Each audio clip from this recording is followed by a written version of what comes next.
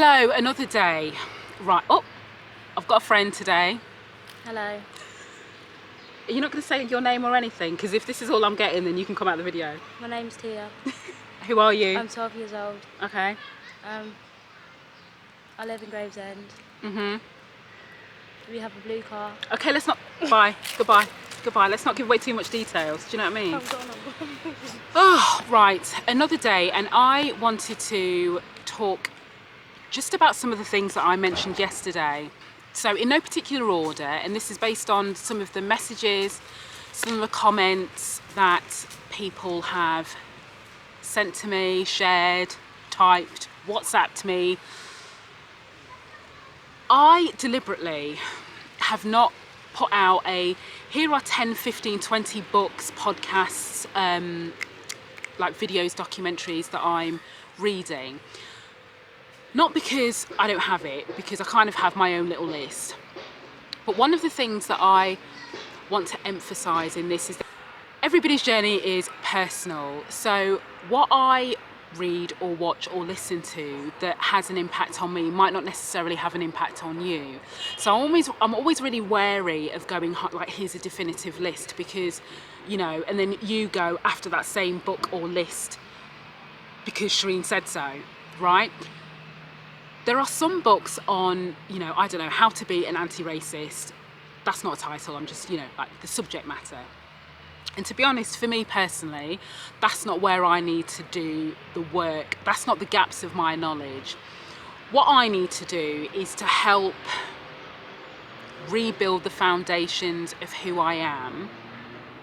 And that will be lifelong work. So this is not, I have no deadline. This is not about, you know, I'm going to read like X amount of books and like, I'm going to be like, yeah, it's not about that. It's about me realizing that there are some gaps, and I want to fill those gaps with cement, not sand, you know? So me going back and reading and questioning is because that's personally where I feel like I need to do the most work. The other thing I want to say is not all history is going to make us feel proud and uplifted, right? I am well aware, whether we were called black peoples, whether we were the Moors, whether, you know, even before then, there are things that we have done as human beings, as black people, as white people, as Europeans, as and, that we won't all be universally proud of. So remember, when I'm sharing about the discovery, it's not from a place of realizing that, like, you know, there's like 1,000, you know, black people that were kings and queens, and therefore I feel it's not about that. It's about understanding that there is some history, you know, because remember I said, like, I can tell you about World War I, World War II, I can tell you about the Holocaust, I can tell you about Hitler, there's so many things about European history I can tell you that starts at a certain point.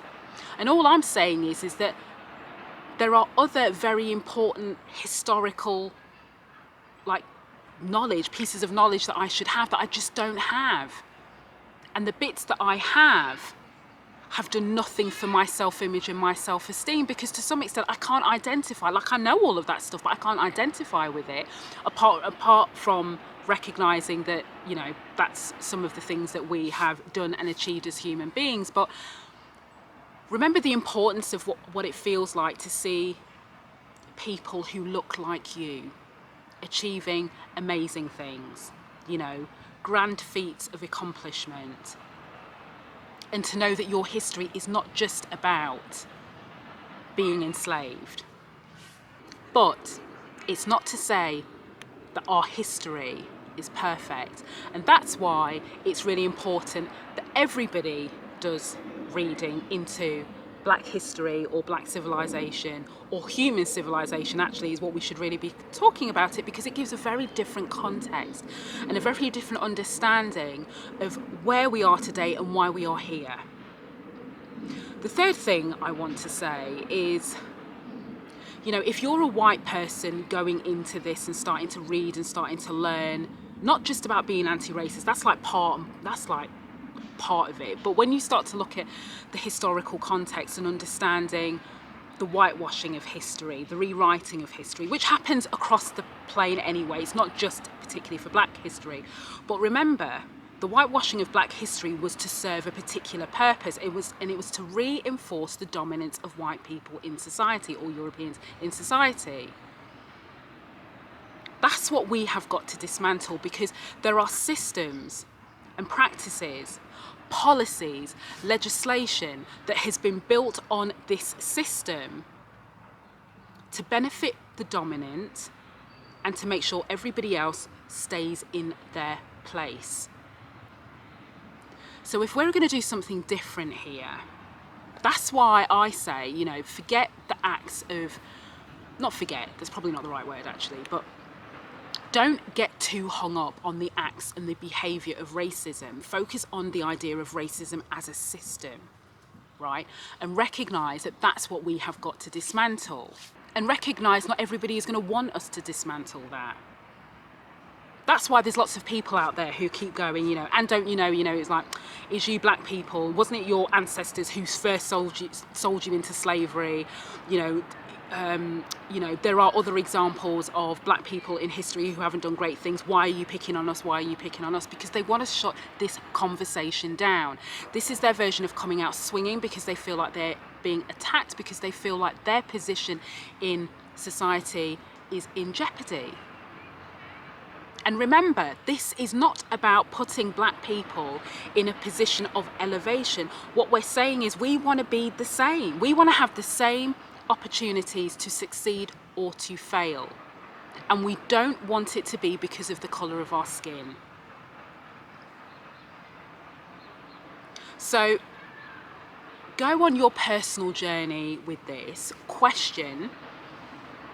Do more reading, go wherever it will take you, but know it's lifelong work, as opposed to, there is never a day where you will know everything. There is never a day where any of us will feel fully qualified to recite historical facts and figures. And actually that's not important. That's not why I'm doing it. It's very different reasons, and everybody will have their own reasons.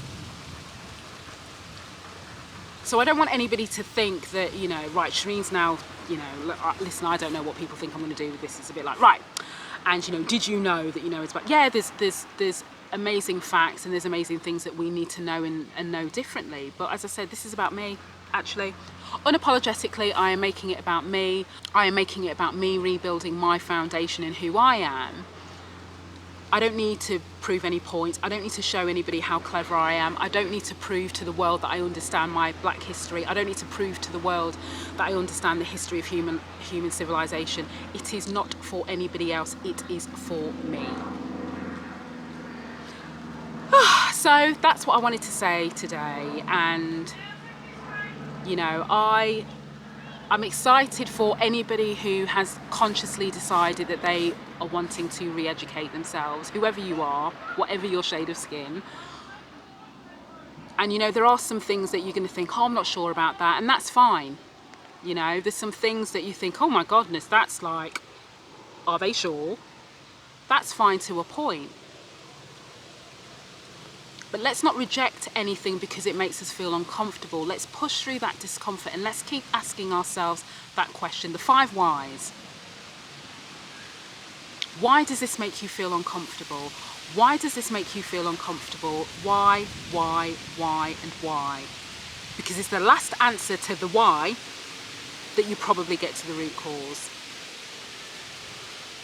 Thank you for listening as always, and I'll see you tomorrow.